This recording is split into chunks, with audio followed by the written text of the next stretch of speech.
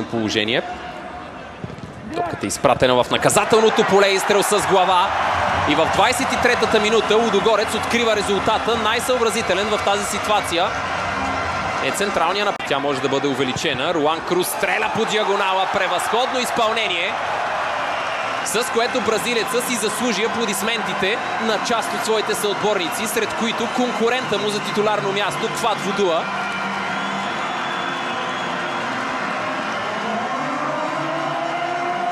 Втори гол след опит номер 20 за футболистите на Захари Сираков.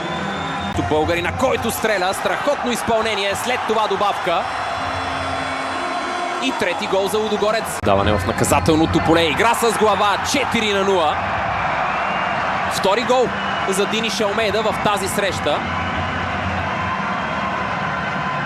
По подобие на онова попадение, което реализира на стадион Тофик Атак.